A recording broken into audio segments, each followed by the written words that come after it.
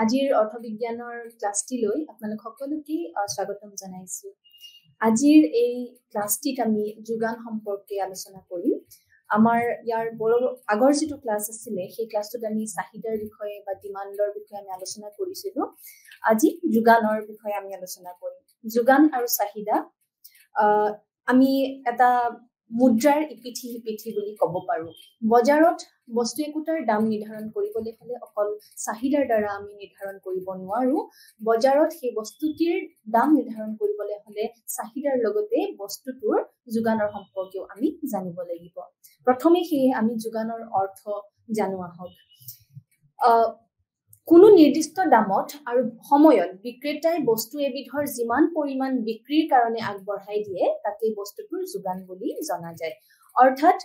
যিমানখিনি বস্তু উৎপাদন হৈছে সেই বস্তুখিনিৰ যিমানখিনি পৰিমাণ বজাৰলৈ প্ৰকৃতাৰ্থত বিক্ৰীৰ কাৰণে বিক্ৰেতাই উলিয়াই দিয়ে তাকহে আমি যোগান বুলি কওঁ। এতিয়া প্ৰতিটো উৎপাদিত দ্ৰব্যৰ প্ৰত্যেকখিনি পৰিমাণেই যে যোগান হ'ব তেনেকুৱা নহয়। আচলতে যোগান মজুত, যাক আমি ষ্টক বুলি কওঁ ইংৰাজীত, যোগান মজুত আৰু উৎপাদনৰ মাজত এক পাৰ্থক্য আছে, এক প্ৰভেদ আছে। আচলতে বস্তুটোৰ উৎপাদন কৰিলেই যে তাৰ যোগান বৃদ্ধি পাব তেনেকুৱা নহয়। বস্তুটোৰ উৎপাদনৰ লগে লগে হয়তো বস্তুটোৰ মজুত বা ষ্টকৰ পৰিমাণ বৃদ্ধি পাব পাৰে, বস্তুটোৰ যোগান বৃদ্ধি নাপাবও পাৰে। কাৰণ বস্তুটোৰ যোগান হবলৈ হলে বস্তুটোৰ একোটা দৰ বা দাম থাকিব লাগিব। যদি বস্তুটোৰ দাম নাথাকে তেতিয়াহলে বস্তুটোৰ আমি যোগান গম নাপাম বা বস্তুটোৰ যোগান বুলি কোৱা নহব। গতিকে চাহিদাৰ দৰে যোগানৰ ক্ষেত্ৰতো দাম আৰু সময় খুবেই গুৰুত্বপূৰ্ণ। এটা দাম থাকিব লাগিব বস্তুটোৰ, তেতিয়াহে আমি বস্তুটোৰ যোগান সম্পৰ্কে জানিম। আৰু এক নিৰ্দিষ্ট সময়ত বিক্ৰেতাই এই বস্তুখিনি বা এই বস্তুবিধ বিক্ৰীৰ কাৰণে আগবঢ়াই দিব লাগিব। অৰ্থাৎ যদি আমি ইংৰাজীত কওঁ, supply of commodity, it is the quantity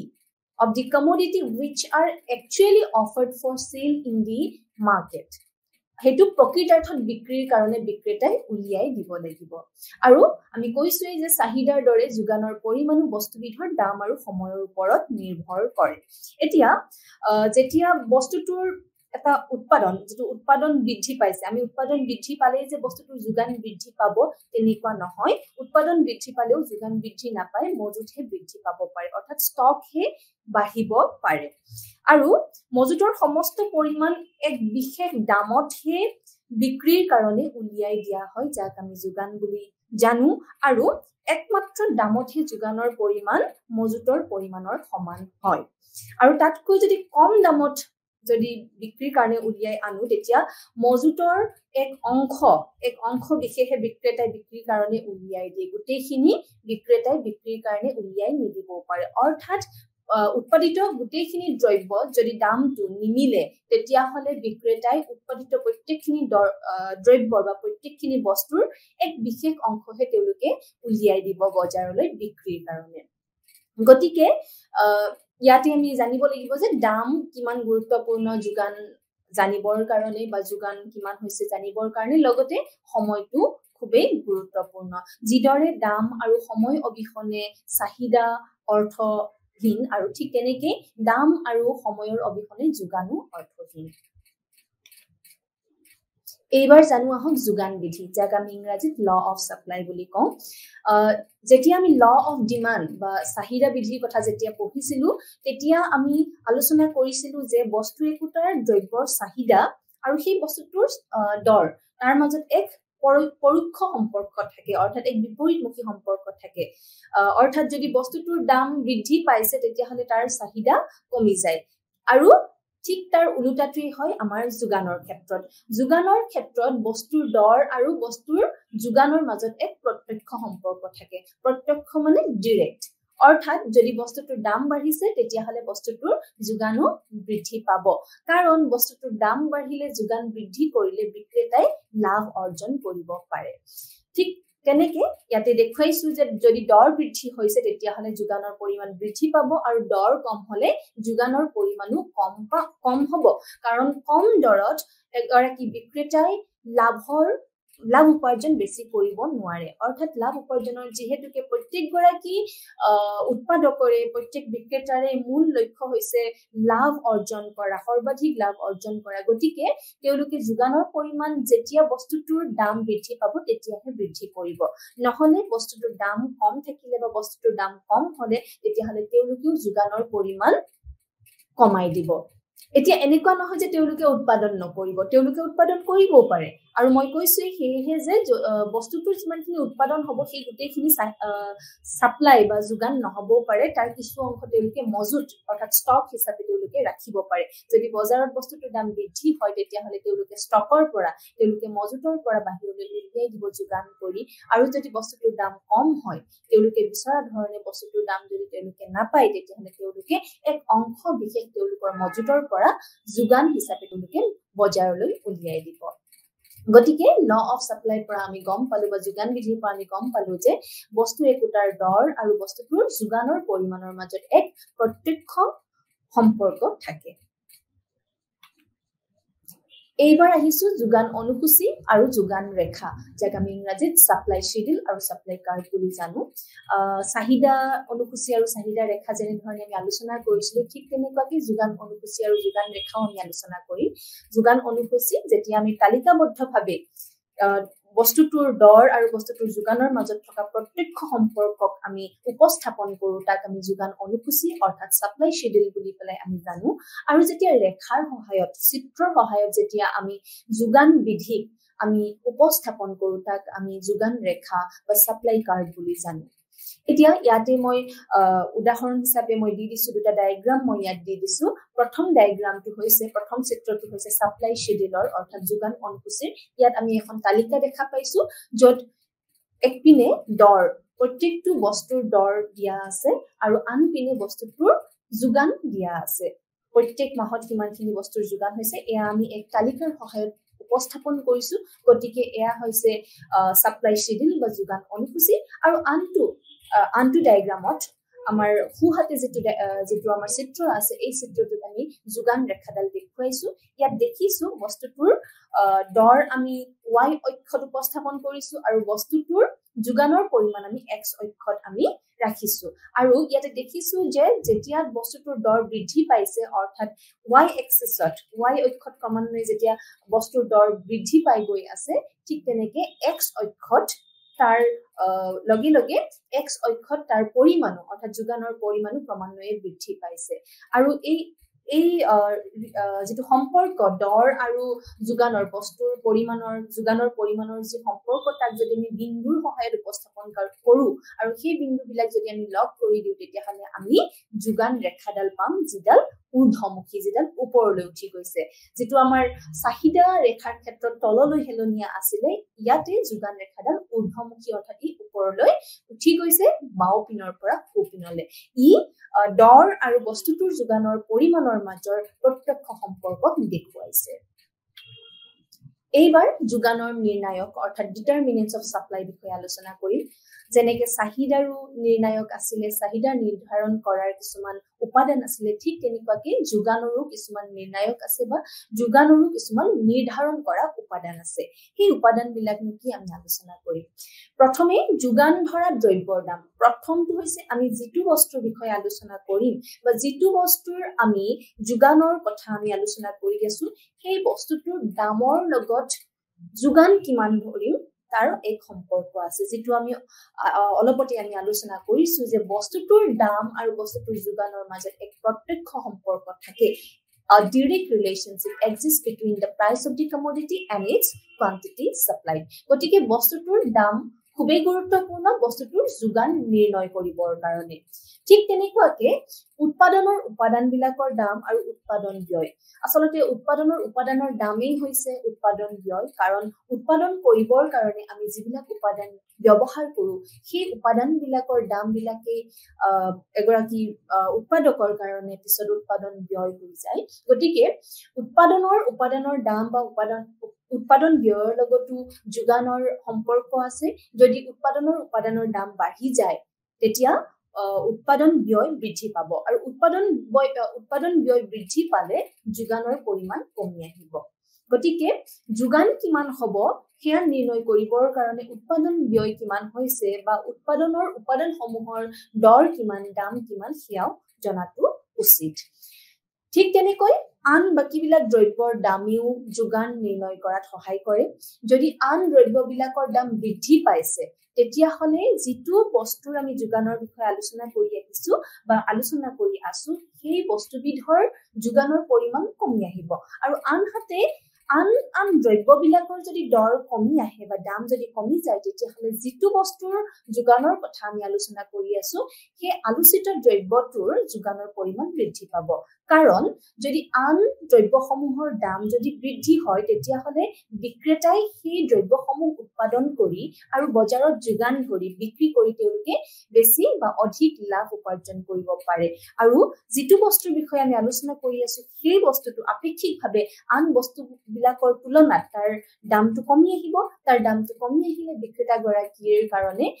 সেই দ্ৰব্যটো উৎপাদন কৰি যোগান ধৰা বা বিক্ৰী কৰাত অধিক লাভজনক নহ'ব। গতিকে তেওঁৰ সেই দ্ৰব্যটোৰ উৎপাদনৰ পৰিমাণ হয়তো কমাই দিব বা যোগান হয়তো তেওঁ কমাই দিব। আনহাতে আন বস্তুবিলাকৰ দাম যদি কমি যায়, আন বস্তুবিলাকৰ দৰ যদি কম হয়, হ্ৰাস পায় তেতিয়াহ'লে যিটো দ্ৰব্য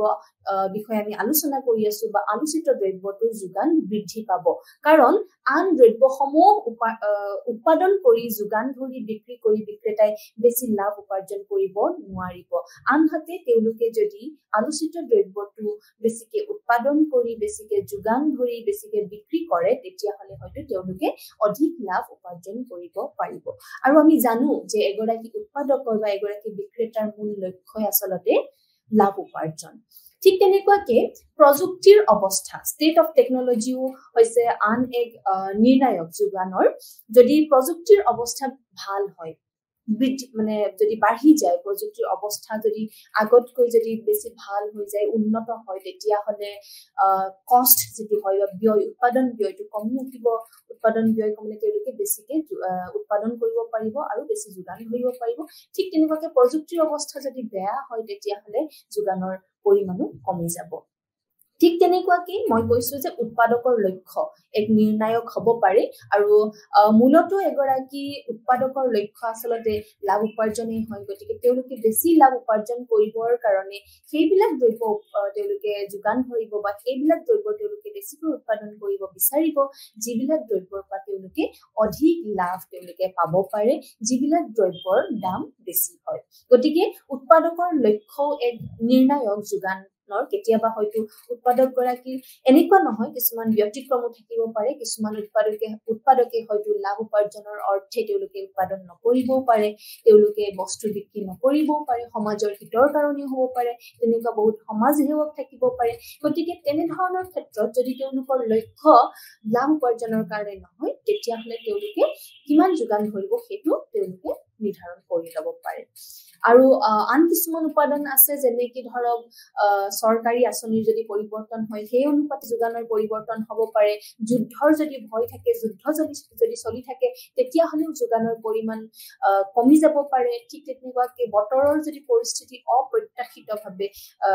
যদি মানে বেয়া হ'ব পাৰে, বতৰৰ পৰিস্থিতি আমি যদি যিটো প্ৰত্যাশিত যিটো বতৰৰ পৰিস্থিতি, আমি যিহেতুকে বতৰৰ পৰিস্থিতি আমি উমান ল'ব নোৱাৰো, আমি উমান কৰিব নোৱাৰো। গতিকে বতৰৰ পৰিস্থিতিৰ লগতো যোগানৰ পৰিমাণৰ পৰিৱৰ্তন হ'ব পাৰে। গতিকে এইবিলাক হৈছে যোগান নিৰ্ণয় কৰাৰ উপাদানসমূহ। এইবাৰ আমি আলোচনা কৰিম যোগান ফলন, যাক আমি সাপ্লাই ফাংচন বুলি কওঁ। আচলতে যোগান ফলন বেলেগ একো নহয়। যেতিয়া যোগানৰ যি যোগান বিধিক যেতিয়া আমি যেতিয়া যোগান বিধিক এটা আমি অভিব্যক্তি এটা কৰো যে তেওঁ যোগানৰ বস্তুবিধৰ যোগানৰ লগত আৰু বস্তুৰ দামৰ লগত যেনেকুৱা এক সম্পৰ্ক, তাক আমি যদি যিটো মানে বিভিন্ন কাৰণসমূহৰ লগত এটা যদি আমি সমূহ অভিব্যক্তি দিওঁ তাকে আমি সাপ্লাই ফাংচন বা যোগান ফলন বুলি কওঁ। অৰ্থাৎ যোগান ফলনটো হৈছে সামগ্ৰী এটাৰ যোগান ধৰা পৰিমাণ প্ৰভাৱিত কৰা বিভিন্ন কাৰকৰ এক সমূহ অভিব্যক্তি। অৰ্থাৎ বস্তুটোৰ যোগান আৰু তাক প্ৰভাৱিত কৰা, সেই বস্তুবিধৰ যোগানক প্ৰভাৱিত কৰা বিভিন্ন কাৰণসমূহ, এইমাত্ৰ আমি আলোচনা কৰিলো বিভিন্ন নিৰ্ণায়কসমূহ, সেইবিলাকৰ এক যি অভিব্যক্তি, এক যি সমূহ অভিব্যক্তি তাকে আমি যোগান ফলন বুলি কওঁ। ইয়াতে মই লিখিছো Q is equal to F within bracket লিখিছো মই PX PY TGEI অৰ্থাৎ ইয়াতে Q এ বুজাইছে quantity supplied অৰ্থাৎ বস্তুৰ কিমান যোগান ধৰা হৈছে দ্ৰব্যটোৰ কিমান যোগানৰ পৰিমাণ তাৰ পিছত এটো ইকুৱেল টু F মানে ফাংচন অৰ্থাৎ ই কাৰ লগত জড়িত হৈ আছে কি উপাদান সমূহৰ লগত ই জড়িত হৈ আছে বস্তুবিধৰ যেটো বস্তুৰ বিষয়ে আমি আলোচনা কৰিছো সেই বস্তুটোৰ দামৰ লগত কাৰণ আমি আলোচনা কৰিছো এই যে যোগান বস্তু একটাৰ যোগান বস্তুটোৰ দামৰ ওপৰত নিৰ্ভৰ কৰে বা বস্তুটোৰ দামে নিৰ্ণয় কৰে আৰু ঠিক তেনেকে আন দ্ৰব্যসমূহৰ দাম যেনেকৈ PY আন দ্ৰব্যসমূহৰ দামিও বস্তু একটাৰ যোগান নিৰ্ণয় কৰে ঠিক তেনেকুৱাকৈ টেকনলজি অৰ্থাৎ প্ৰযুক্তিৰ যি অৱস্থা হিউ যোগানৰ এক নিৰ্ণায়ক হিচাপে কাম কৰে তাৰ পিছত উৎপাদকৰ লক্ষ্য G goal of the producer so উৎপাদকৰ লক্ষ্য আমি আলোচনা কৰিছো আৰু EI হৈছে আন যিবিলাক আমি নিৰ্ণায়কৰ কথা আমি আলোচনা কৰিলো যুদ্ধ ভয়ৰ কথা আমি কৈছো আমি বতৰৰ কথা কৈছো গতিকে এই গুটেইবিলাক EI ভিতৰত আহিব আৰু যোগান আৰু বস্তুটোৰ যোগান আৰু সেই যোগান ধৰা পৰিমাণৰ প্ৰভাৱিত কৰা এই কাৰকসমূহৰ যি অভিব্যক্তি বা যি এক সমূহ অভিব্যক্তি সেয়াই হৈছে যোগান ফলন এইবাৰ আমি আলোচনা কৰিম যোগান বিধিৰ ব্যতিক্ৰম exceptions to the law of supply যেনেকি আমি চাহিদা বিধিৰ ক্ষেত্ৰতো কিছুমান ব্যতিক্ৰমৰ বিষয়ে আমি আলোচনা কৰিছিলো সাধাৰণতে চাহিদা বিধি হলে বস্তুটোৰ দৰ আৰু বস্তুটোৰ চাহিদাৰ মাজত এক পৰোক্ষ সম্পৰ্ক থাকে কিন্তু তাতে আমি নিকৃষ্ট দ্ৰব্যৰ কথা আমি আলোচনা কৰিছিলো আৰু গিফেন গুডছৰ কথাও আমি আলোচনা কৰিছিলো গিফেন দ্ৰব্যৰ ক্ষেত্ৰতো আমি আলোচনা কৰিছিলো যে এই ক্ষেত্ৰত এই দ্ৰব্যসমূহৰ ক্ষেত্ৰত যেটো চাহিদা বিধি ইয়াৰ কিছুমান ব্যতিক্ৰম ইয়াতে আহে য'ত আমি যেটো চাহিদা বিধি আমি এপ্লাই কৰিব নোৱাৰো অৰ্থাৎ গিফেন গুডছৰ ক্ষেত্ৰত কি হৈছিল দৰ যেতিয়া বৃদ্ধি পায় তেতিয়া তাৰ চাহিদাও বৃদ্ধি পায় আসলতে চাহিদা বিধিয়ে কয় যে বস্তুটোৰ যদি দৰ বাঢ়িছে তেতিয়া চাহিদা কমি যাব লাগে কিন্তু গিফেন গুডছৰ ক্ষেত্ৰত বা গিফেন দ্ৰব্যৰ ক্ষেত্ৰত উলুটাটো হৈছিল দৰ যদি বৃদ্ধি পাইছে তাৰ চাহিদাও বৃদ্ধি পাইছিল আৰু নিকৃষ্ট দ্ৰব্যৰ ক্ষেত্ৰত সাধাৰণতে ইনকাম বাঢ়িলে মানুহৰ উপাৰ্জন বাঢ়িলে সেই বস্তুটোৰ চাহিদা বৃদ্ধি পাব লাগে কিন্তু নিকৃষ্ট দ্ৰব্যৰ ক্ষেত্ৰত মানুহৰ উপাৰ্জন বৃদ্ধি হলে এই বস্তুটোৰ বা এই বস্তুবিধৰ বা মানুহৰ চাহিদা কমি আহে এইটো নিকৃষ্ট দ্ৰব্যৰ ক্ষেত্ৰত প্ৰযোজ্য হয় আৰু এইবিলাক হৈছে চাহিদা বিধিৰ ব্যতিক্ৰম ঠিক তেনেকুৱাকে যোগান বিধিৰো কিছুমান ব্যতিক্ৰম আছে প্ৰথম ব্যতিক্ৰমটো আমি আলোচনা কৰিব পাৰো লাভৰ যেটো সৰ্বাধিকৰণ যেটো আছে সেইটো যদি নোহোৱা হৈ যায় আমি আলোচনা কৰিছিলো যে উৎপাদকৰ মূল লক্ষ্য বা বিক্ৰেতাৰ মূল লক্ষ্যটো হৈছে লাভ উপাৰ্জন কৰা কিন্তু মই এইটো কথা উল্লেখ কৰিছো যে প্ৰত্যেকগৰাকী উৎপাদকৰে বা প্ৰত্যেকগৰাকী বিক্ৰেতাৰে মূল লক্ষ্য লাভ উপাৰ্জন নহবও পাৰে গতিকে যদি তেওঁলোকৰ মূল লক্ষ্য লাভ উপাৰ্জন নহয় তেতিয়া হলে তেওঁলোকে দৰৰ লগত যোগানৰ হয়তো তেওঁলোকে সম্পৰ্ক নাৰাখিবও পাৰে যে দৰ বৃদ্ধি পালেহে যে যোগান বৃদ্ধি পাব তেনেকুৱা নহবও পাৰে তেওঁলোকে দৰ কম হলেও দৰ বেছি হলেও তেওঁলোকে যিমান যোগান ধৰিব বিচাৰে তেওঁলোকে ধৰিব পাৰে গতিকে এই ক্ষেত্ৰত যোগান বিধিৰ কিছু ব্যতিক্ৰম ঘটে আনহাতে আমি যেতিয়া যোগান বিধিৰ কথা আলোচনা কৰো তেতিয়া আমি এটা বস্তু মনত ৰাখিব লাগিব যে বস্তুটোৰ দাম বস্তুটোৰ দৰ আৰু বস্তুটোৰ যোগানৰ পৰিমাণৰ মাজত যি প্ৰত্যক্ষ সম্পৰ্ক থাকে এই প্ৰত্যক্ষ সম্পৰ্ক তেতিয়াহে সম্ভৱ হ'ব যেতিয়া আন যিবিলাক কাৰক আছে আন যিবিলাক উপাদান আছে যিবিলাক আমি নিৰ্ণয়কাৰী হিচাপে বা নিৰ্ণায়ক হিচাপে আমি আলোচনা কৰিছো এই নিৰ্ণায়কসমূহ এক স্থিৰ অৱস্থাত থাকে তাৰ কোনো পৰিৱৰ্তন নহয় গতিকে যদি কিবা কাৰণত সেই নিৰ্ণায়কসমূহ বা আন কাৰকসমূহ যদি স্থিৰ হৈ নাথাকে তেতিয়া হয়তো যোগান বৃদ্ধি আমি যি ধৰণে যোগান বৃদ্ধি কৈছো যে দৰ আৰু যোগানৰ পৰিমাণৰ মাজত এক প্ৰত্যক্ষ সম্পৰ্ক বুলি কলে আমি কৈছো এই প্ৰত্যক্ষ সম্পৰ্ক আমি দেখা নাপাবও পাৰো এয়া প্ৰত্যক্ষ নহয় পৰোক্ষ হৈ যাব পাৰে বা আন বেলেগ ধৰণৰ সম্পৰ্ক হৈ যাব পাৰে গতিকে যোগান বৃদ্ধি বুলি কলে আমি এইটো বস্তু সদায় মনত ৰখা উচিত যে আন যিবিলাক কাৰক আছে যিবিলাক কাৰকে যোগানৰ পৰিমাণত প্ৰভাৱ কৰিব পাৰে বস্তুটোৰ দৰটোৰ বাহিৰে আন যিবিলাক কাৰক আছে সেই কাৰকসমূহ আমি স্থিৰ হিচাপে থাকে বুলি আমি ধৰি লওঁ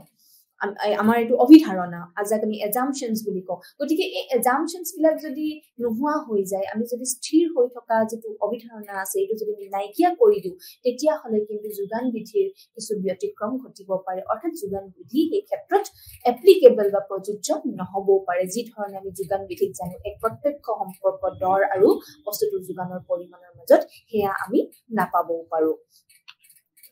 এইবাৰ আমি আলোচনা কৰিম যোগানৰ পৰিৱৰ্তন বনাম যোগানৰ পৰিমাণৰ পৰিৱৰ্তন যেনেকৈ আমি চাহিদাৰ পৰিৱৰ্তন আৰু চাহিদাৰ পৰিমাণৰ পৰিৱৰ্তন আমি এই দুটা ধাৰণাৰ বিষয়ে আমি আলোচনা কৰিছো ঠিক তেনেকৈ আমি যোগানৰ ক্ষেত্ৰতো আমি আলোচনা কৰিব পাৰো যোগানৰ পৰিৱৰ্তন লগতে যোগানৰ পৰিমাণৰ পৰিৱৰ্তন অৰ্থাৎ changes in supply versus changes in quantity supplied প্ৰথমতে আমি quantity supplied অৰ্থাৎ পৰিমাণৰ পৰিৱৰ্তনটো কথা আমি আলোচনা কৰো যেটো বাও পিনৰ চিত্ৰটো দিয়া আছে ইয়াত পৰিমাণৰ পৰিৱৰ্তন হৈছে ইয়াতে যোগানৰ পৰিমাণৰ পৰিৱৰ্তন হৈছে ইয়াত আমি দেখিছো যে ইয়াত এডালে যোগান ৰেখা আছে আৰু এই যোগান ৰেখাটোত আমি দেখিছো যে দৰটো আমি y অক্ষত আমি উপস্থাপন কৰিছো আৰু বস্তুটোৰ যোগান আমি x অক্ষত আমি উপস্থাপন কৰিছো গতিকে ইয়াতে দেখিছো যে বস্তুটোৰ দাম যেতিয়া ক্ৰমান্বয়ে বৃদ্ধি হৈ গৈ আছে আমি দেখিছো যে 1 2 3 4 7 লৈকে আছে ঠিক তেনেকৈ x অক্ষত বস্তুটোৰ যোগানৰ পৰিমাণ 1000ত দিয়া আছে আৰু এইটো 10 20 30 40 50 এনেকৈ 70 লৈকে দিয়া আছে আৰু দেখিছো যে 3 টকা দৰত 3 টকা যে দাম হয় বস্তুটোৰ যোগানৰ পৰিমাণ হয় 30,000 অৰ্থাৎ 30,000 টা হ'ব পাৰে যি নহক বস্তুটো গতিকে আৰু যেতিয়া আমি দেখিছো যে বস্তুটোৰ যদি দাম বাঢ়ি যায় 4 টকা হৈ গলে বস্তুটোৰ যেটো যোগানৰ যেটো পৰিৱৰ্তন হ'ব ই বৃদ্ধি পাব ক্ৰমান্বয়ে বৃদ্ধি পাব গতিকে এটো আমি বস্তুটোৰ যেটো বস্তু আমি আলোচনা কৰিছো আলোচিত দ্ৰব্যটোৰ দৰৰ লগত তাৰ যি সম্পৰ্ক সেই সম্পৰ্কটো আমি যোগানৰ পৰিমাণৰ পৰিৱৰ্তনৰ লগত আমি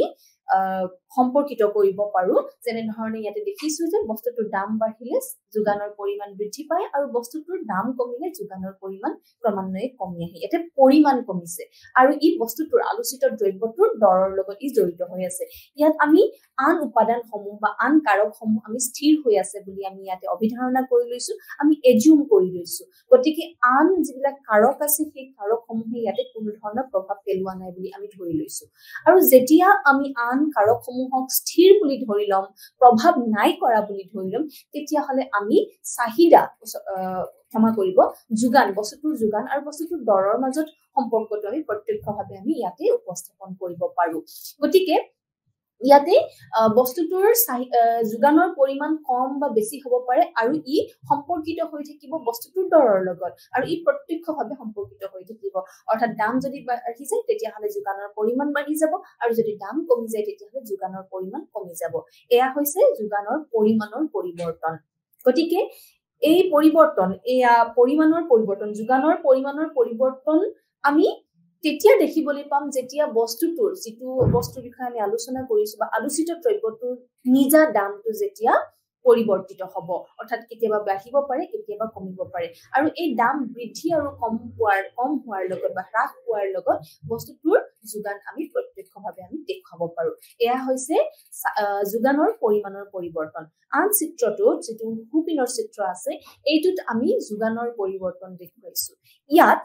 বস্তুটোৰ নিজা বা যেটো বস্তুৰ বিষয়ে আমি আলোচনা কৰিছো আলোচিত দ্ৰব্য বা আলোচ্য দ্ৰব্যটোৰ নিজা দামটো নহয় ইয়াত যিবিলাক আন কাৰক আমি আলোচনা কৰিছিলো আন নিৰ্ণায়ক যিবিলাক আমি আলোচনা কৰিছো এই নিৰ্ণায়কসমূহৰ পৰিৱৰ্তনৰ ফলত ইয়াতে যোগানৰ পৰিৱৰ্তন হৈছে ইয়াত যোগানৰ পৰিমাণৰ পৰিৱৰ্তন হোৱা নাই ইয়াত যোগানটোৱে পৰিৱৰ্তন হৈছে বস্তুটোৰ এটা বস্তুৰ নহয় ইয়াত বহুত বস্তুৰ ইয়াতে যোগানৰ পৰিৱৰ্তন হৈছে অৰ্থাৎ বস্তুটোৰ যদি টেকনলজি অৰ্থাৎ প্ৰযুক্তিৰ যদি অৱস্থাটো পৰিৱৰ্তন হয় তেতিয়া হলে যোগানৰ পৰিৱৰ্তন হ'ব এয়া এনেকুৱা নহয় যে অকল এটা দ্ৰব্যতে সেই পৰিৱৰ্তনটো আহিব এই পৰিৱৰ্তন সকলো দ্ৰব্যৰ ক্ষেত্ৰতে হ'ব পাৰে গতিকে এনেকুৱা ধৰণৰ যোগানৰ পৰিৱৰ্তন আমি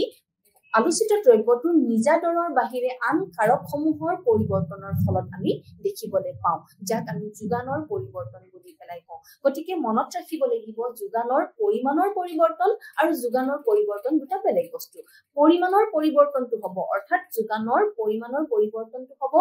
বস্তুটোৰ বা আলোচিত দ্ৰব্যটোৰ দৰৰ লগত, নিজৰ দৰৰ লগত, আৰু যোগানৰ পৰিৱৰ্তন হ'ব আলোচিত দ্ৰব্যটোৰ নিজা দৰৰ বাহিৰে যিবিলাক আন নিৰ্ণায়ক আছে বা আন যিবিলাক কাৰক আছে যিবিলাকে প্ৰভাৱিত কৰিব পাৰে, সেই কাৰকসমূহৰ পৰিৱৰ্তনৰ ফলত আমি যোগানৰ পৰিৱৰ্তন দেখা পাওঁ।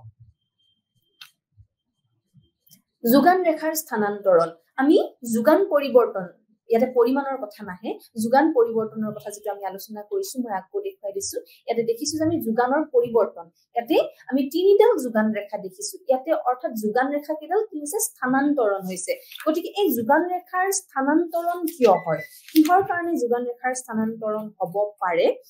সেইবিলাকৰ বিষয়ে আমি আলোচনা কৰিম। যোগান ৰেখাৰ স্থানান্তৰণ অৰ্থাৎ shift in the supply curve. Supply কাৰ্ভৰ শিফট বা স্থানান্তৰণ কেতিয়া হ'ব, এডাল ৰেখাৰ পৰা আন ৰেখালৈ ই উঠি যাব পাৰে বা তললৈ ই নামি আহিব পাৰে। গতিকে এইবিলাক কেতিয়া সম্ভৱ হয়, প্ৰথম কথা যোগানৰ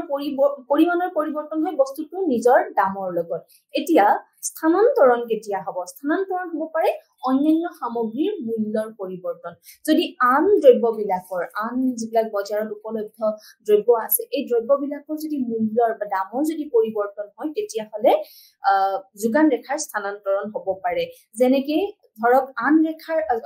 দ্ৰব্যবিলাকৰ, আন দ্ৰব্য অন্যান্য সামগ্ৰীবিলাকৰ যদি দাম যদি কমি আহে বুলি আমি ধৰি লওঁ, তেতিয়াহ'লে দাম কমিলে যিটো দ্ৰব্যৰ বিষয়ে আমি আলোচনা কৰিছো, সেই দ্ৰব্যটোৰ যোগান বৃদ্ধি পাব। কিয় বৃদ্ধি পাব, কাৰণ আন যিবিলাক সামগ্ৰী আছে সেইবিলাকৰ মূল্য বা সেইবিলাকৰ দামটো কমি আহিছে, আৰু সেইবিলাকৰ দাম যেতিয়া কমি আহিব, আমি আগতেও আলোচনা কৰিছো যে তেতিয়া উৎপাদক গৰাকীৰ কাৰণে বা বিক্ৰেতাজনৰ কাৰণে ইমান লাভজনক নহবও পাৰে, কাৰণ সেই বস্তুটোৰ দাম কমি আহিছে। দাম বৃদ্ধি হলেহে এগৰাকী বিক্ৰেতাই বা উৎপাদকে বেছি লাভ অৰ্জন কৰাৰ সুবিধা পাব পাৰে। গতিকে যদি অন্যান্য সামগ্ৰীবিলাকৰ যদি মূল্য বা দাম যদি কমি আহে, তেতিয়াহ'লে আলোচিত দ্ৰব্যটোৰ যোগান বৃদ্ধি পাব, কাৰণ আলোচিত দ্ৰব্যটো উৎপাদন কৰি আৰু বিক্ৰী কৰি বিক্ৰেতা গৰাকীয়ে বা উৎপাদক গৰাকীয়ে বেছি লাভ অৰ্জন কৰিব পাৰে। আনহাতে অন্যান্য সামগ্ৰীবিলাকৰ যদি দাম বৃদ্ধি পায়, তেতিয়াহ'লে উৎপাদক বিলাকে বা বিক্ৰেতা বিলাকে কি কৰিব, তেওঁলোকে সেই যিবিলাক দ্ৰব্যৰ দাম বৃদ্ধি পাইছে সেইবিলাক দ্ৰব্য হয়তো তেওঁলোকে বিক্ৰী কৰিবলৈ ল'ব, আৰু আলোচিত দ্ৰব্যটোৰ যোগানৰ পৰিমাণ ক্ৰমান্বয়ে কমি আহিব পাৰে। আনহাতে উৎপাদনৰ কাৰকৰ মূল্যৰ পৰিৱৰ্তনৰ ফলতো যোগানৰ পৰিৱৰ্তন হ'ব পাৰে, আৰু যোগান পৰিৱৰ্তন হলে আমি জানো যে যোগান ৰেখাৰ স্থানান্তৰণ হ'ব। যদিহে উৎপাদনৰ কাৰকসমূহৰ যদি মূল্য যদি বৃদ্ধি পায়, তেতিয়াহ'লে ব্যয় বৃদ্ধি পাব, উৎপাদন ব্যয় বৃদ্ধি পাব, উপাদান বিলাকৰ দাম বৃদ্ধি পালে, আৰু উপাদান বিলাকৰ দাম বৃদ্ধি পোৱাৰ লগে লগে যিহেতুকে যিটো কষ্ট অফ প্ৰডাকশ্যন বা উৎপাদন ব্যয় যিটো হয় সেইটো বৃদ্ধি পাব, আৰু সেইটো বৃদ্ধি পালে উৎপাদক বিলাকৰ কাৰণে বা বিক্ৰেতা বিলাকৰ কাৰণে সেই বস্তুটো বেছিকে যোগান ধৰা সম্ভৱ নহব আৰু বেছি লাভজনক নহব। গতিকে উৎপাদনৰ কাৰক বিলাকৰ মূল্য বৃদ্ধি পালে বস্তুটোৰ বা আলোচিত দ্ৰব্যটোৰ সাপ্লাই কমি আহিব, আৰু আনহাতে যদি উৎপাদনৰ কাৰকসমূহৰ মূল্য যদি কমি যায়, তেতিয়াহ'লে উৎপাদন ব্যয় কমিব, আৰু উৎপাদন ব্যয় কমিলে উৎপাদক গৰাকী বা উৎপাদক বিলাকৰ যিটো লাভৰ অৰ্জনৰ বেছি সুবিধা পাব পাৰে বা বেছি মানে দেখা যায়, স্কোপ দেখা যায়। গতিকে তেওঁলোকে উৎপাদনৰ কাৰকৰ মূল্য কমিলে তেওঁলোকৰ যিহেতুকে উৎপাদন ব্যয় কমি যাব, গতিকে তেওঁলোকে সেই বস্তুটোৰ বা আলোচিত দ্ৰব্যটোৰ উৎপাদন বা যোগান তেওঁলোকে বৃদ্ধি কৰি দিব। ঠিক তেনেকুৱাকে প্ৰযুক্তিৰ পৰিৱৰ্তনৰ লগতো যোগান ৰেখাৰ স্থানান্তৰণ হ'ব পাৰে। প্ৰযুক্তি যদি উন্নীতকৰণ যদি হয়, আৰু যদি প্ৰযুক্তিৰ অৱস্থা যদি আৰু ভাললৈ আহে, তেতিয়াহ'লে সাপ্লাই বৃদ্ধি পাব। আনহাতে প্ৰযুক্তিৰ যদি অৱস্থা যদি নিম্নগামী হয়, তেতিয়াহ'লে যোগান ৰেখা তললৈ স্থানান্তৰণ হ'ব, অৰ্থাৎ যোগানৰ পৰিমাণ কমি আহিব। এয়া হৈছে যোগান ৰেখাৰ স্থানান্তৰণৰ কাৰণসমূহ। কি কাৰণত যোগান বৃদ্ধি পাব পাৰে বা যোগান কমিব পাৰে, অৰ্থাৎ যোগানৰ পৰিৱৰ্তন হ'ব পাৰে, আৰু সেই পৰিৱৰ্তনৰ লগত যোগান ৰেখাৰ স্থানান্তৰণ হ'ব পাৰে।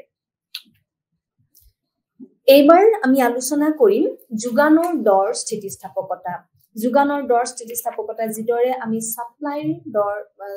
চাহিদাৰ দৰৰ স্থিতিস্থাপকতা আমি আলোচনা কৰিছো, ঠিক তেনেকুৱাকে আমি যোগানৰ দৰ স্থিতিস্থাপকতাও আমি আলোচনা কৰিব পাৰো, যাক আমি ইংৰাজীত প্ৰাইচ ইলাষ্টিচিটি অফ সাপ্লাই বুলি পেলাই কওঁ। এতিয়া সেইদিনাখন আমি আলোচনা কৰিছিলো স্থিতিস্থাপকতা। স্থিতিস্থাপকতা মানে যেতিয়া কোনো এটা বস্তুৰ লগত বা বস্তুটোৰ দামৰ লগত সেই বস্তুটোৰ যোগান বা চাহিদা পৰিৱৰ্তন হ'ব। বস্তুটোৰ দাম পৰিৱৰ্তন হলে বস্তুটোৰ চাহিদা আৰু বস্তুটোৰ যোগান পৰিৱৰ্তন হয়। আৰু এই পৰিৱৰ্তন কেনেধৰণে হয় আমি চাহিদা বৃদ্ধি আৰু যোগান বৃদ্ধিৰ পৰা আমি জানো যে বস্তুটোৰ যদি দাম বৃদ্ধি পাইছে তেতিয়াহ'লে চাহিদা কমি যাব, এইটো চাহিদা বৃদ্ধি আছিলে। আৰু আমি আজি যোগানৰ কথা আলোচনা কৰি আছো, যদি বস্তুটোৰ দাম বৃদ্ধি পায় তেতিয়াহ'লে বস্তুটোৰ যোগান বৃদ্ধি পাব, এক প্ৰত্যক্ষ সম্পৰ্ক। গতিকে আমিতো যোগান বৃদ্ধি বা চাহিদা বৃদ্ধিৰ পৰা আমি এইটো বস্তু নিশ্চয়কৈ জানিলো যে দামৰ পৰিৱৰ্তনৰ লগত বস্তুৰ চাহিদাৰ আৰু বস্তুৰ যোগানৰ পৰিৱৰ্তন হয়। কিন্তু কিমান মাত্ৰাত পৰিৱৰ্তন হ'ব পাৰে? বস্তুটোৰ দামৰ পৰিৱৰ্তনৰ লগত চাহিদাৰ পৰিৱৰ্তনৰ মাত্ৰা কিমান আৰু যোগানৰ পৰিৱৰ্তনৰ মাত্ৰা কিমান, এই মাত্ৰাটোক যদি আমি জুখি উলিয়াব পাৰো, সেয়াই হৈছে আচলতে স্থিতিস্থাপকতা, যাক আমি ইলাষ্টিচিটি বুলি কওঁ। এইটো যদি আমি চাহিদাৰ লগত যদি আলোচনা কৰিছো তেতিয়াহ'লে চাহিদাৰ দৰ স্থিতিস্থাপকতা হ'ব, আৰু যোগানৰ লগত যদি আমি আলোচনা কৰিছো তেতিয়াহ'লে এয়া যোগানৰ দৰ স্থিতিস্থাপকতা হ'ব। গতিকে মই ইয়াত লিখিছোৱে যে দামৰ পৰিৱৰ্তনৰ প্ৰতি যোগানৰ পৰিমাণে জনোৱা সঁহাৰিৰ যি মাত্ৰা, সেই মাত্ৰাকে কি বুলি কোৱা হয়? যোগানৰ দৰ স্থিতিস্থাপকতা বুলি কোৱা হয়। অৰ্থাৎ যদি দাম পৰিৱৰ্তন হৈছে, এতিয়া পৰিৱৰ্তন দুই ধৰণে হ'ব পাৰে। পৰিৱৰ্তন আমাৰ দাম বৃদ্ধি পাব পাৰে আৰু দাম কমিব পাৰে, আৰু সেই অনুপাতে যোগান বৃদ্ধিৰ দ্বাৰা আমি এইটো জানো যে যদি দাম বৃদ্ধি পাইছে যোগান বৃদ্ধি হ'ব, এক প্ৰত্যক্ষ সম্পৰ্ক। আৰু যদি দাম কমিছে তেতিয়াহ'লে যোগানৰ পৰিমাণ কমিব, এক প্ৰত্যক্ষ সম্পৰ্ক। প্ৰত্যক্ষ মানে যদি এটা চলক ওপৰলৈ গৈছে আনটো চলকো ওপৰলৈ যাব, আৰু যদি এটা চলক তললৈ আহিছে তেতিয়াহ'লে আনটো চলকো তললৈ আহিব। ইয়াত দুটা চলক আমাৰ আছে, এটা হৈছে প্ৰাইচ অৰ্থাৎ দাম আৰু আনটো হৈছে যোগান। গতিকে যোগান প্ৰাইচ যদি বাঢ়িছে বা দাম যদি বাঢ়িছে, অৰ্থাৎ দাম যিটো চলক সি যদি বৃদ্ধি পাইছে, ওপৰলৈ গৈছে, ঊৰ্ধ্বমুখী হৈছে, তেতিয়াহ'লে তাৰ লগে লগে যোগান বা সাপ্লাইও ঊৰ্ধ্বমুখী হ'ব, অৰ্থাৎ সাপ্লাইও বাঢ়িব, যোগানো বাঢ়িব, আৰু দাম কমিলে সাপ্লাইও কমি আহিব। কিন্তু কিমান কমিব সেই পৰিমাণৰ যি মাত্ৰা, সেই মাত্ৰাকে আমি যোগানৰ দৰ স্থিতিস্থাপকতা বুলি জানো। আৰু এই যিটো মানে যোগানৰ যিটো পৰিমাণৰ যিটো যোগানৰ যি দৰ স্থিতিস্থাপকতা, এয়া আমি এটা ফৰ্মুলাৰ দ্বাৰা আমি আলোচনা কৰিব পাৰো। প্ৰথমতে যোগানৰ দৰ স্থিতিস্থাপকতা আমি কেনেকৈ উলিয়াব পাৰো জানো আহক। যোগানৰ দৰ স্থিতিস্থাপকতা আমি উলিয়াব পাৰো যোগানৰ পৰিমাণৰ আনুপাতিক পৰিৱৰ্তন, তাক আমি দামৰ আনুপাতিক পৰিৱৰ্তনেৰে হৰণ কৰিম। আনুপাতিক পৰিৱৰ্তন, প্ৰপোৰ্শন, শতকৰা হিচাপত হ'ব পাৰে। গতিকে এইটোক আমি এই ধৰণেও লিখিব পাৰো, যোগানৰ পৰিমাণৰ যি আনুপাতিক পৰিৱৰ্তন তাক আমি লিখিব পাৰো যোগানৰ পৰিমাণৰ পৰিৱৰ্তন,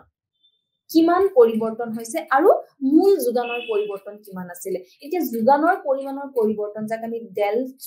ডেল্টা কিউৰে আমি ইয়াতে লিখিছো বা উপস্থাপন কৰিছো, এইটো আমি কেনেকে পাম? এইটো এই পৰিৱৰ্তনটোক আমি কেনেকে পাম? যিটো মূল দাম আছে বা মূল যোগান যিটো আছে, মূল যোগান আৰু বৰ্তমানৰ আমাক দুটা সময়ৰ ইয়াতে যোগান আমাক দিব লাগিব। এটা হৈছে বেছ ইয়াৰ, অৰ্থাৎ যিটো আগৰ যিটো সময় হ'ব, সেই আগৰ সময়ৰ আমাক যোগানৰ পৰিমাণটো আমাক যদি দিয়া আছে, আৰু বৰ্তমানৰ সময়ৰ কাৰেণ্ট যিটো টাইম পিৰিয়ড, বৰ্তমান সময়ৰ যদি আমাক যোগানৰ পৰিমাণটো আমাক দিয়া আছে, তেতিয়াহ'লে সেই পৰিৱৰ্তন আমি দুইটাৰ পাৰ্থক্য উলিয়াব পাৰো। গতিকে সেই যোগানৰ পৰিমাণৰ পৰিৱৰ্তনটো হ'ব ডেল কিউ, আৰু তাক আমি মূল যোগানৰ পৰিমাণ অৰ্থাৎ প্ৰাৰম্ভিক যিটো যোগান আছিলে, আগৰ যিটো যোগানৰ পৰিমাণ আছিলে, সেই পৰিমাণটো যদি আমি হৰণ কৰি দিওঁ তেতিয়াহ'লে যোগানৰ পৰিমাণৰ আনুপাতিক পৰিৱৰ্তনটো পাম। ঠিক একেধৰণে দামৰ আনুপাতিক পৰিৱৰ্তনৰ ক্ষেত্ৰতো দুটা দৰ, আমাক দুটা সময়ৰ দুটা দৰ দিয়া থাকিব। সেই দুটা দৰৰ মাজৰ পাৰ্থক্যটোৱেই হৈছে দামৰ পৰিৱৰ্তন, যাক আমি ডেল্টা পি এৰে আমি ইয়াত ডিনোট কৰিছো। আৰু তাক আমি যিটো মূল দাম, যিটো আগৰ দাম আছে, যিটো মানে বেছ প্ৰাইচ যিটো আছে, সেই মূল দামটোৰে আমি তাক যদি হৰণ কৰি দিওঁ তেতিয়াহ'লে আমি দামৰ আনুপাতিক পৰিৱৰ্তন পাম। আৰু এই দুইটাৰে আনুপাতিক পৰিৱৰ্তনৰ যি অনুপাত, অৰ্থাৎ যোগানৰ পৰিমাণৰ আনুপাতিক পৰিৱৰ্তন আৰু দামৰ আনুপাতিক পৰিৱৰ্তনৰ যি অনুপাত সেয়াই হৈছে যোগানৰ দৰ স্থিতিস্থাপকতা যাক আমি এই ধৰণেও লিখিব পাৰো যে ডেল্টা কিউ অৰ্থাৎ change in Q divided by Q into P by change in P যেটো আমি ইয়াতে লিখিছো আৰু এটুক আমি লিখিব পাৰো ৰিএৰেঞ্জ কৰি লিখিব পাৰো ডেল্টা কিউ ডিভাইডেড বাই ডেল্টা পি ইনটু পি বাই কিউ অৰ্থাৎ যোগানৰ পৰিমাণৰ পৰিৱৰ্তন তাক আমি দামৰ পৰিৱৰ্তনেৰে আমি তাক হৰণ কৰিছো আৰু তাৰ লগত আমি পূৰণ কৰিছো মূল দাম আৰু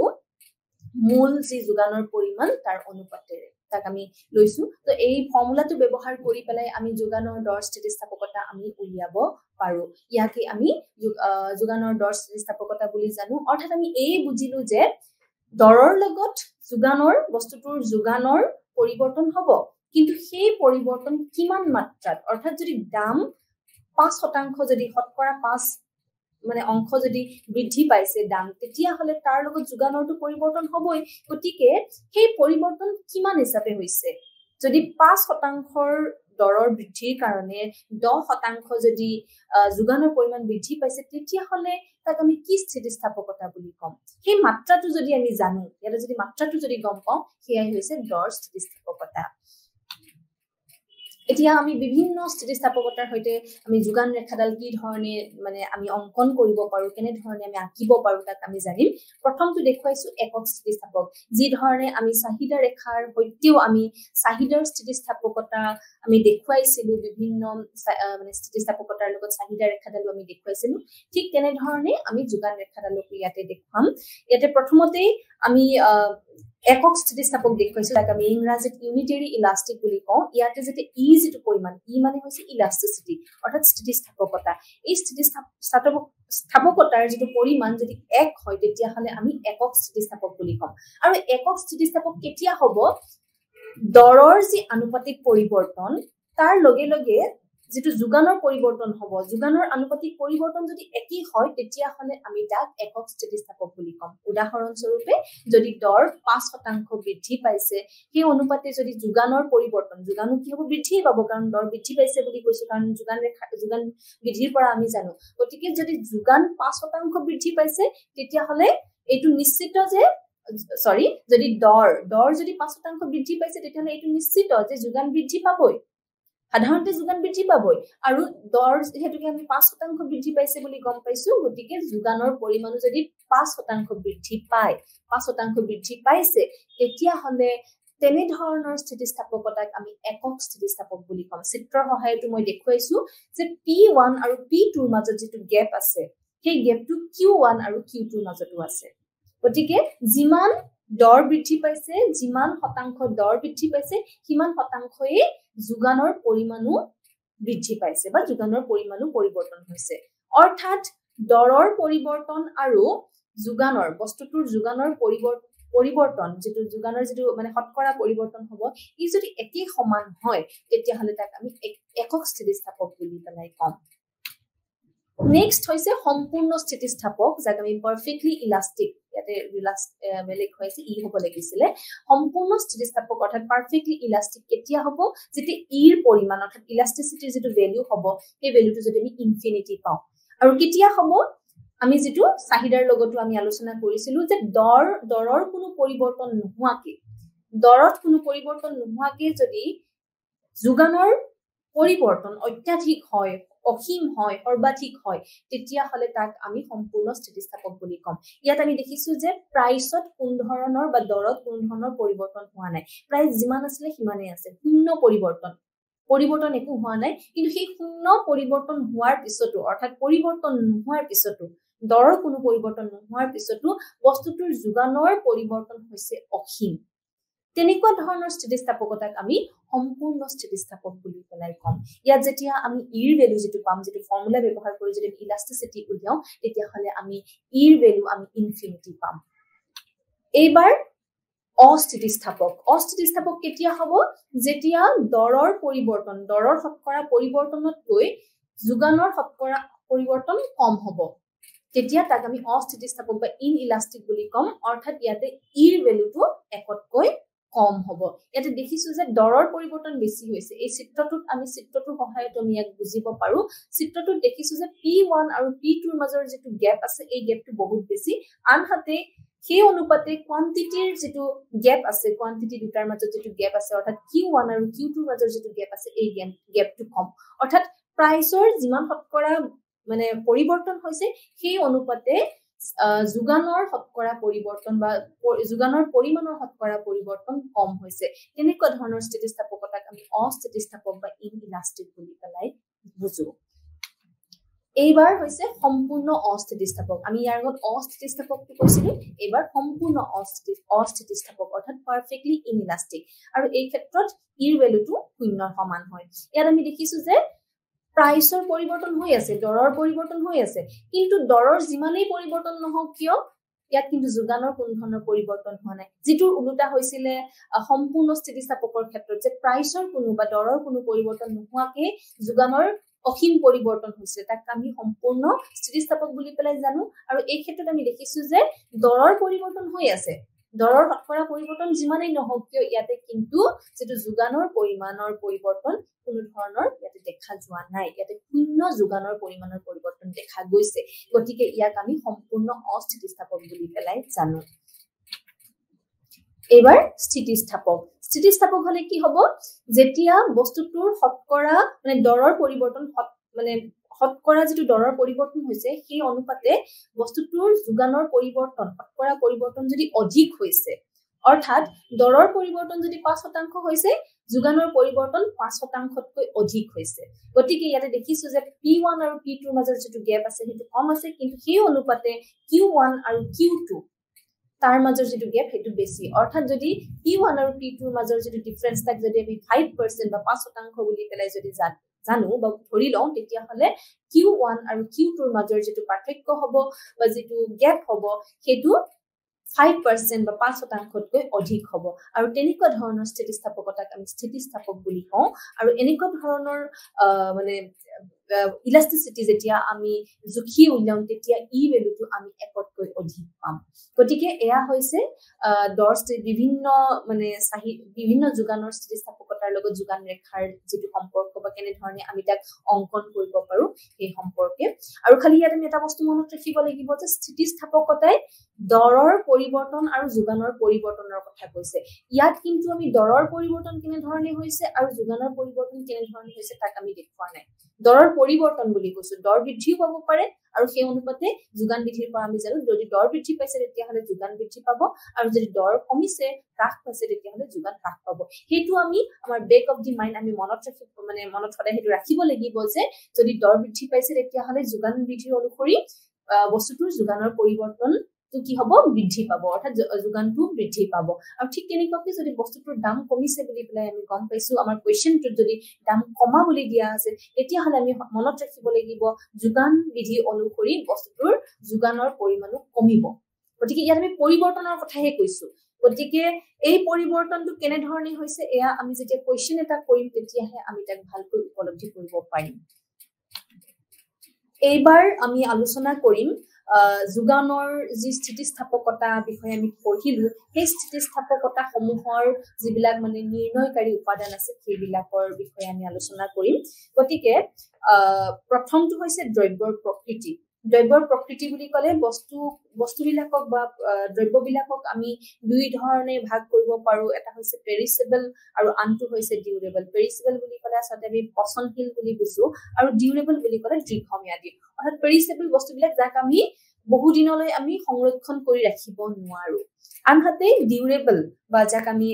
দীৰ্ঘম্যাদী দ্ৰব্য বুলি পেলাই জানো যাক আমি বহু দিনলৈ সংৰক্ষণ কৰি ৰাখিব পাৰো গতিকে পেৰিছেবল বা পচনশীল যাক আমি বহু দিনলৈ সংৰক্ষণ কৰি ৰাখিব নোৱাৰো তেনেকুৱা ধৰণৰ দ্ৰব্যৰ ক্ষেত্ৰত যেটো স্থিতিস্থাপকতা আমি দেখিবলৈ পাম ই হ'ব ইনইলাস্টিক অৰ্থাৎ অস্থিতিস্থাপক কিয় হ'ব কাৰণ এনে ধৰণৰ দ্ৰব্যসমূহ আমি বহু দিনলৈ সংৰক্ষণ কৰি ৰাখিব নোৱাৰো আনহাতে যিবিলাক দীৰ্ঘম্যাদী দ্ৰব্য আছে ডিউৰেবল যিবিলাক দ্ৰব্য আছে ডিউৰেবল যিবিলাক কমোডিটিজ আছে এইবিলাক কমোডিটিৰ ক্ষেত্ৰত ইলাষ্টিচিটি বা স্থিতিস্থাপকতা যোগানৰ স্থিতিস্থাপকতাটো বেছি হয় অৰ্থাৎ ইলাষ্টিক বা স্থিতিস্থাপক হয় কিয় হয় কাৰণ এনে ধৰণৰ দ্ৰব্যসমূহ আমি বহু দিনলৈ সংৰক্ষণ কৰি ৰাখিব পাৰো এইবাৰ সময়ৰ লগতো মানে যোগানৰ স্থিতিস্থাপকতা নিৰ্ণয় কৰিব পাৰি বা সময়ৰ সহায়ত আমি যোগানৰ স্থিতিস্থাপকতা নিৰ্ণয় কৰিব পাৰো সময়কো আমি দুই ধৰণে ভাগ কৰিব পাৰো হ্ৰস্বকাল আৰু দীৰ্ঘকাল হ্ৰস্বকাল মানে শৰ্ট টাৰ্ম বুলি ইংলিছত যাক কওঁ হ্ৰস্ব মানে ছুটি অৰ্থাৎ ছুটি যদি সময় হয় ঠিক তেনেকুৱাকৈ যেনেকৈ দ্ৰব্যৰ প্ৰকৃতিৰ ক্ষেত্ৰত হৈছিলে যাক আমি কম সময়ৰ কাৰণে সংৰক্ষণ কৰি ৰাখিব পাৰো যাক আমি কম সংৰক্ষণ কৰি ৰাখিব নোৱাৰো তেনেধৰণৰ দ্ৰব্যৰ ক্ষেত্ৰত কি হৈছিলে ইনইলাষ্টিক অস্থিতিস্থাপক হৈছিলে কাৰণ তাক আমি বহুত দিনলৈ সংৰক্ষণ কৰি ৰাখিব পৰা নাই ঠিক তেনেকুৱাকৈ হ্ৰস্বকালতো আমি কি কৰিব নোৱাৰো হ্ৰস্বকালতো আমি আমাৰ যোগানৰ পৰিমাণ ততালিকে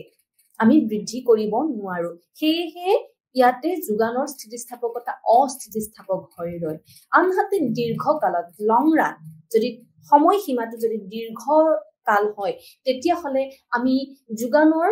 আমি দৰৰ পৰিৱৰ্তনৰ লগত যোগানৰ পৰিৱৰ্তন আমি কৰিব পাৰো যোগানৰ পৰিমাণৰ পৰিৱৰ্তন আমি কৰিব পাৰো কাৰণ দীৰ্ঘকাল এনে এক সময়ত আমি আমাৰ উৎপাদনবিলাক আমি বৃদ্ধি কৰিব পাৰো গতিকে উৎপাদন বৃদ্ধি পালে আমি যোগানো নিশ্চয় বৃদ্ধি কৰিব পাৰিম গতিকে এই ক্ষেত্ৰত দীৰ্ঘকালত যেটো যোগানৰ যি স্থিতিস্থাপকতা এয়া স্থিতিস্থাপক হ'ব বা মোৰ ইলাষ্টিক হ'ব ঠিক তেনেকুৱাকৈ মূল্যৰ প্ৰত্যক্ষা প্ৰাইস এক্সপেক্টেশন অৰ্থাৎ ভৱিষ্যতৰ দামৰ আমি কেনে ধৰণে আশা কৰিছো দাম বাঢ়িব বুলি আশা কৰিছো নে দাম কমিব বুলি আশা কৰিছো যদি আমি ধৰি লৈছো যে ভৱিষ্যতে দৰ কোনো ধৰণৰ নকমে আমি বস্তুটো আমি মানে ষ্টাডি কৰি পেলাই আমি অধ্যয়ন কৰি পেলাই এটা এনালাইসিস কৰি পেলাই আমাৰ এক্সপেৰিয়েন্সৰ পৰা আমি ক'ব পাৰো যদি যে ভৱিষ্যতে বস্তুটোৰ দৰৰ মানে কোনো ধৰণৰ পৰিৱৰ্তন নহয় বা মানে নকমে তেতিয়া হলে সাপ্লাই বা যোগান বৃদ্ধি নাপাব কাৰণ ইয়াতে বিক্ৰেতা গৰাকী গম পাই যায় যে ভৱিষ্যতে দাম বৃদ্ধি নাপাব বা ভৱিষ্যতে দাম নকমিব গতিকে ইয়াত যোগানৰ কোনো ধৰণৰ পৰিৱৰ্তন নহয় কিন্তু যদি ভৱিষ্যতে বস্তুটোৰ দামটো যদি বৃদ্ধি পাব বুলি তেওঁলোকে আশা কৰিছে তেওঁলোকে গম পাইছে যে ভৱিষ্যতে বস্তুটোৰ দাম বৃদ্ধি পাব তেতিয়াহলে তেওঁলোকে কিন্তু বৰ্তমানৰ যে যোগান সেয়া কমাই দিব কিয় কমাই দিব কাৰণ ভৱিষ্যতে বস্তুটোৰ দাম বৃদ্ধি পাব যেতিয়া বস্তুটোৰ দাম বৃদ্ধি পাব তেওঁলোকৰ লাভ উপাৰ্জনৰ বেছি আকাংক্ষা থাকিব বেছি মানে সুবিধা থাকিব গতিকে তেওঁলোকে ষ্টকটো মানে যোগানৰ পৰিৱৰ্তে তেওঁলোকে হয়তো মজুতৰ যেটো পৰিমাণ সেয়া বঢ়াই দিব যাতে ভৱিষ্যতে তেওঁলোকে বেছি যোগান ধৰি বেছি দামত বিক্ৰী কৰি তেওঁলোকে বেছি লাভ উপাৰ্জন কৰিব পাৰে আনহাতে যদি তেওঁলোকে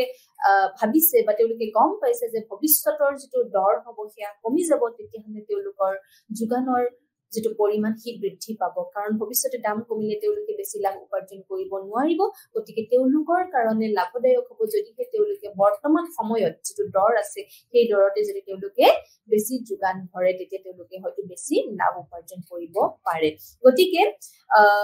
ভৱিষ্যতে দাম কম হলে সাপ্লাই যেটো হ'ব সাপ্লাই ইলাষ্টিচিটি অফ সাপ্লাই বা যোগানৰ যে স্থিতিস্থাপকতা হ'ব সেয়া ইলাষ্টিক বা স্থিতিস্থাপক হ'ব আনহাতে ভৱিষ্যতে দাম যদি বৃদ্ধি হৈছে বুলি পেলাই বা বৃদ্ধি হ'ব বুলি তেওঁলোকে যদি ভাবিছে বা তেওঁলোকে যদি আশা কৰিছে তেতিয়াহলে যোগানৰ স্থিতিস্থাপকতা ইনইলাষ্টিক বা অস্থিতিস্থাপক হ'ব অৰ্থাৎ যোগানৰ পৰিৱৰ্তন মানে যোগান বেছি পৰিৱৰ্তন নহব বা যোগান বেছি তেওঁলোকে নধৰিব আনহাতে ব্যয়ৰ লগতো যোগানৰ স্থিতিস্থাপকতাৰ সম্পৰ্ক আছে কাৰণ যোগানৰ লগত ব্যয়ৰ সম্পৰ্ক আছে গতিকে যদি বস্তুটোৰ ব্যয় মানে উৎপাদন ব্যয় হ'ব পাৰে অৰ্থাৎ উপাদানৰ যিবিলাক দাম মানে উৎপাদনৰ যিবিলাক উপাদান আছে সেই উপাদানবিলাকৰ যদি দাম বৃদ্ধি পায় তেতিয়াহলে বস্তুটোৰ যেটো উৎপাদন ব্যয় হয় সেইটো বৃদ্ধি পাব এতিয়া উৎপাদন ব্যয় বৃদ্ধি হোৱাৰ দুই ধৰণে বৃদ্ধি হ'ব পাৰে হয়তো লাহে লাহে বৃদ্ধি পাব পাৰে নহলে দ্ৰুতগতিত ব্যয়টো বৃদ্ধি পাব পাৰে এতিয়া লাহে লাহে যদি সেই ব্যয় যদি লাহে লাহে বৃদ্ধি পায় তেতিয়াহলে কি হ'ব তেতিয়া তেওঁলোকে মানে ব্যয় বৃদ্ধি হোৱাৰ কাৰণে বস্তুটোৰ দৰ বৃদ্ধি পাব আৰু বস্তুটোৰ দৰ বৃদ্ধি পালে বস্তুটোৰ যোগান বৃদ্ধি পাব সেই কাৰণে এই ক্ষেত্ৰত মানে যোগানৰ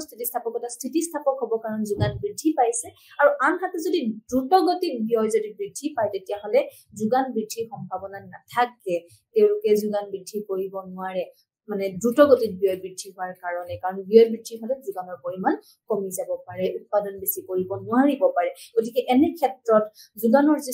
স্থিতিস্থাপকতা এয়া ইনইলাষ্টিক বা অস্থিতিস্থাপক হ'ব। ঠিক তেনেকৈ উৎপাদনৰ কৌশলৰ প্ৰকৃতিৰ লগতো যোগানৰ স্থিতিস্থাপকতা জড়িত হৈ আছে, বা যোগানৰ স্থিতিস্থাপকতা উৎপাদনৰ কৌশলৰ প্ৰকৃতিও নিৰ্ণয় কৰিব পাৰে। কেনেধৰণে হ'ব, যদি সহজ কৌশল হয়, যদি উৎপাদনৰ কৌশলটো যদি সহজ হয় তেতিয়াহ'লে স্থিতিস্থাপক হ'ব, আৰু যদি উৎপাদনৰ কৌশলটো যদি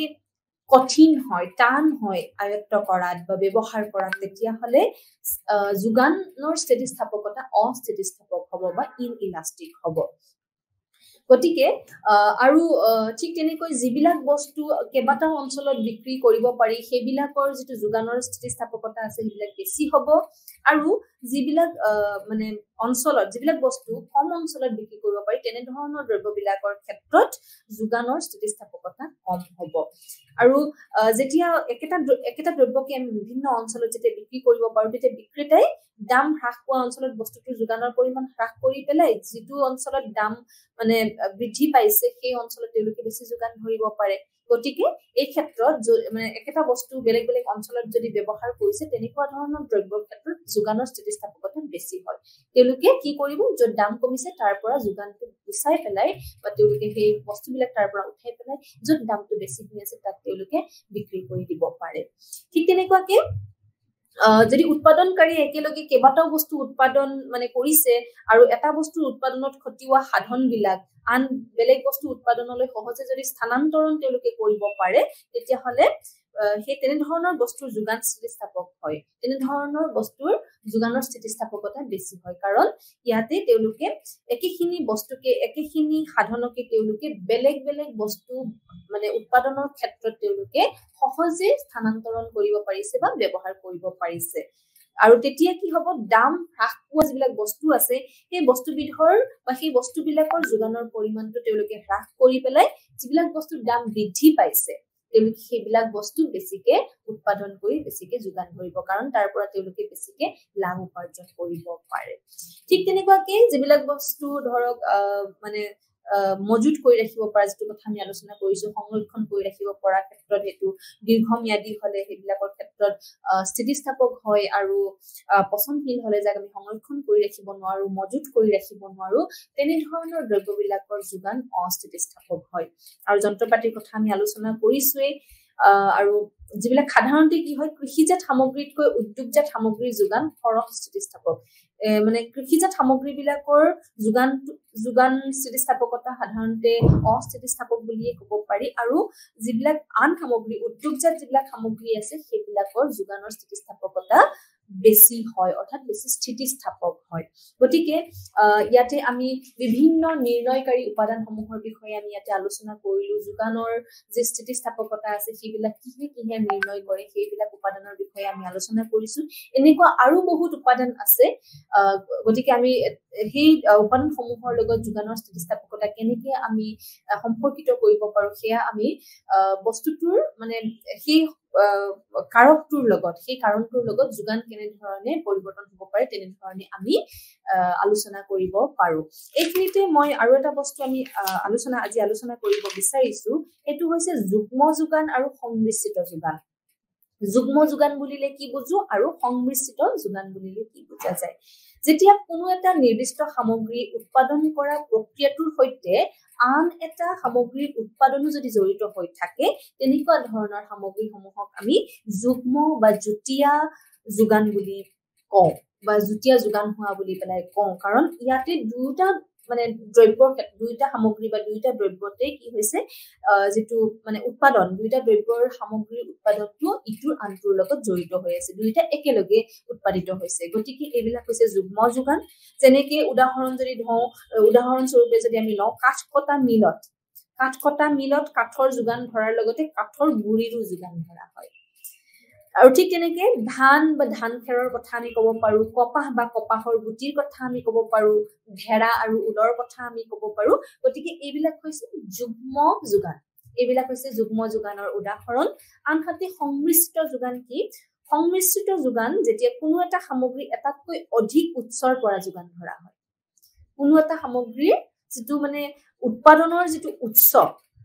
বা যোগানৰ যেটো উৎস হেতু মানে বেলেগ বেলেগ উৎসৰ পৰা যদি সেই যোগানটো ধৰিছে তেতিয়া হলে তাক আমি সংমিশ্ৰিত বা যৌগিক আমি যোগান বুলি পেলাই কওঁ উদাহৰণ স্বৰূপে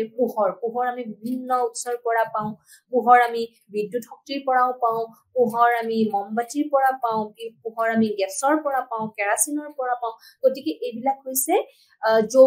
যৌগিক বা সংমিশ্ৰিত যোগান কাৰণ ইয়াতে আমি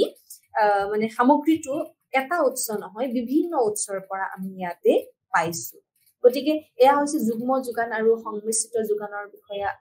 আলোচনা কৰিলো আমি গতিকে আজি আমি আলোচনা কৰিলো যোগানৰ কথা যোগান আৰু চাহিদা দুইটা মই কোৱাৰ দৰে যে এটা মুদ্ৰাৰ ইপিঠি সিপিঠিৰ নিচিনা যেতিয়া আমি বজাৰত দৰ নিৰ্ণয় কৰো দৰ নিৰ্ধাৰণ কৰো তেতিয়া হলে অকল এটা শক্তিৰ দ্বাৰা যদি অকল চাহিদা বিষয়ে আমি জানো তেতিয়া হলে আমি বস্তুটোৰ দাম আমি নিৰ্ধাৰণ কৰিব নোৱাৰিম বস্তুটোৰ দামৰ লগতে বস্তুটোৰ চাহিদাৰ লগতে বস্তুটোৰ যোগানৰ বিষয়েও যদি আমি জ্ঞাত বা যোগানৰ বিষয়েও যদি আমি জানো তেতিয়া হলেহে আমি বস্তু একোটাৰ দাম নিৰ্ধাৰণ কৰিব পাৰো গতিকে এখন বজাৰত যোগান আৰু চাহিদা খুবেই গুৰুত্বপূৰ্ণ শক্তি বুলি আমি কওঁ যাক আমি টু ইম্পৰ্টেন্ট ফৰ্চেছ বুলি পেলাই আমি কওঁ মাৰ্কেটৰ বজাৰৰ গতিকে এই দুইটাৰ বিষয়ে আমি এই দুটা ক্লাছত আমি আলোচনা কৰিলো যোগান সম্পৰ্কে আমি আলোচনা কৰিলো যোগান বিধি কি হয় আমি আলোচনা কৰিলো তাৰ পিছতে যোগান ৰেখা কি হয় আলোচনা কৰিলো যোগান অনুসূচী কি হয় যেনেকৈ আমি চাহিদাৰ ক্ষেত্ৰত আলোচনা কৰিছিলো গতিকে প্ৰথমখিনি বস্তু মই আকৌ এবাৰ আলোচনা কৰিব বিচাৰিছো প্ৰথমটো হৈছে যোগান কি হয় যেনেকৈ চাহিদা বুলি ক'লে আমি গম পাইছিলো যে বস্তুৰ অৰ্থাৎ কিমানখিনি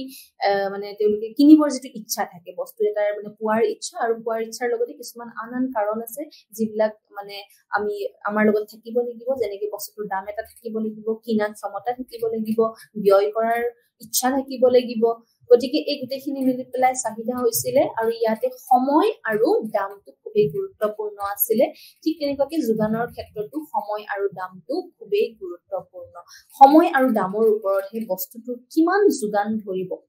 কিমান পৰিমাণৰ যোগান ধৰিব পৰা যাব বা যোগান ধৰিব সেয়া নিৰ্ভৰ কৰিব আৰু যোগান বুলি কওঁতে এই বস্তুটো মনত ৰাখিব লাগিব যে যোগান হৈছে সঁচা অৰ্থত প্ৰকৃতাৰ্থত যিখিনি বজাৰলৈ বিক্ৰীৰ কাৰণে উলিয়াই দিছে কিন্তু এনেকুৱা নহয় যে যিখিনি বজাৰত বিক্ৰীৰ কাৰণে উলিয়াই দিছে সেইখিনি উৎপাদন হৈছে তেনেকুৱা নহবও পাৰে বজাৰত বিক্ৰীৰ কাৰণে উলিয়াই দিয়াৰ বাদেও উৎপাদকৰ লগত বিক্ৰেতাৰ লগত কিছুমান ষ্টক থাকিব পাৰে মজুত থাকিব পাৰে